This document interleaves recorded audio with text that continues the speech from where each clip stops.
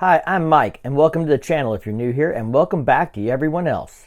Thanks for tuning in, because today we're going to talk about new models from Harley-Davidson, a possible new model from Indian, race news from the King of Baggers and the BRL. Oh, and we got some BMW, Triumph, and Zero news as well, so don't go anywhere yet. Let's get started with the big guns, Harley-Davidson. There's a fair amount to talk about here. You probably saw the promo for Harley-Davidson a couple weeks ago regarding a new model being revealed July 13th.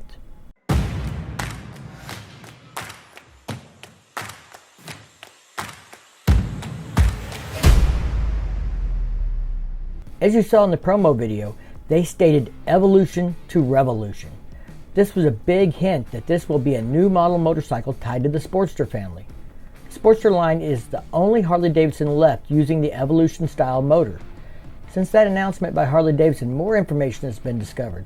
According to Cycle World, the reveal on July 13th will be for a new model Sportster, which will be designated as the Sportster S. The Sportster S will be powered by the same 1250cc engine as the Pan America. Harley-Davidson has been referring to this motorcycle as the Custom 1250 for over a year.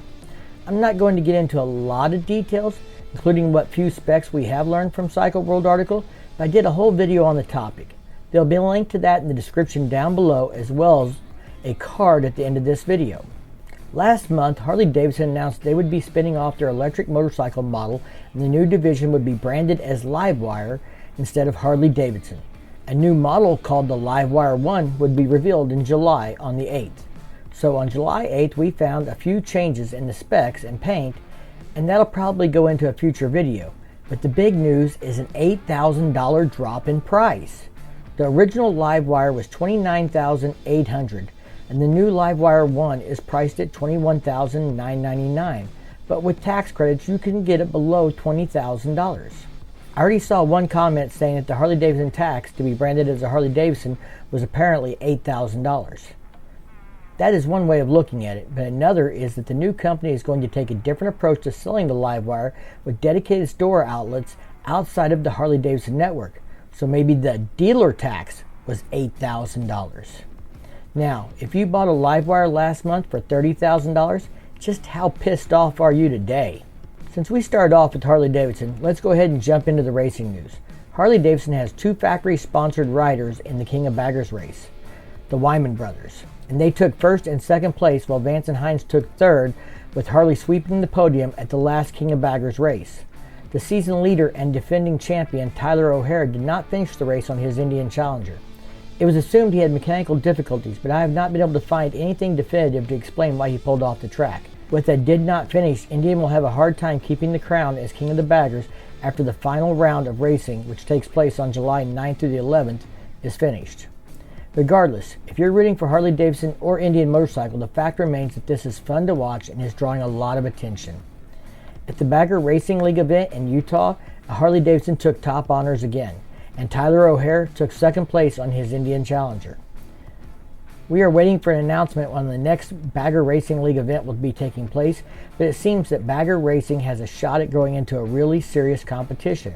While we're talking about racing, I want to mention that the American Flat Track Racing is modifying some rules that are going to impact race-only designated motorcycles like the FTR 750, which does not have a production model. In recent years, the FTR 750 has been dominating the flat track racing world. Since I brought up Indian, did you know that in April, Indian applied for a trademark for a motorcycle model to be named the Scout Rogue? Many speculate that this will be a new Scout that takes its designs from Victory Motorcycle. There was a Victory that was planned to use the same name back before Polaris pulled the plug on the Victory line. That probably makes sense, but what if Indian was working on a competitor to the Pan America? Do you think Indian will dive into the adventure motorcycle market as well? They have an FTR Rally, but they have not really marketed that as an adventure motorcycle. An adventure bike that is part of the Scout family would definitely be something that I would describe as being rogue from the rest of the lineup. Triumph is promoting deals on specific models this summer, including the Scrambler 1200, the Street Scrambler, the Street Triple R, and some of the T120 models. But for those of us who keep finding ourselves looking at the Trident 660, there is no deal in sight. By the way, Triumph, if you see this video, how about a demo for a week or two to try and convert a Harley guy from a V-twin to one of those triples I hear so much about? I've been waiting for your email, But in case you lost it, I just want to let you know I made it simple for you. It's ridingintheozarks@gmail.com. I'll be watching for an email from you. Who am I kidding? That's never going to happen. I'm not Chase on two wheels. Oh, one last note on Triumph before we move on. They announced 2 years of roadside assistance with new models to sweeten the pot from the 2-year unlimited mileage warranty that they already offer on all new motorcycles. The big news from BMW is some spy shots of the 2023 R1300 GS. Head over to motorcycle.com if you just have to see this. I'm not going to steal their photos since they are spy shots. They do believe this to be an early prototype being tested at a closed course. BMW had announced it would be launching a new electric motorcycle on July 7th. What they released is called the CE04 and is described as an electric scooter in the press release. And it is part of the 2022 lineup.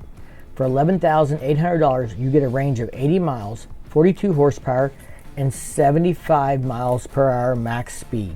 I must say, after seeing this, that the Livewire One at $20,000 with a 150 mile range, 100 horsepower, and 115 mile an hour top speed is not looking so bad if you can swing the extra $8,000. Since we are talking electric motorcycles, we may as well mention that Zero Motorcycles is launching a new model. It will be known as the FXE on July 13th. It is suspected that this may be a dual sport version that has been converted to be more like an adventure bike. While I can see why electric may be a solution for some, especially the urban commuter, are we really going to try and develop an electric adventure motorcycle already? I hate to say it, but I don't want to be off-road and run out of power on an electric motorcycle. Okay guys, I know I haven't done a motorcycle news video in a while, but the news has been a little slow. If you like these news videos, make sure you leave me a comment below so I know you're not getting bored with them.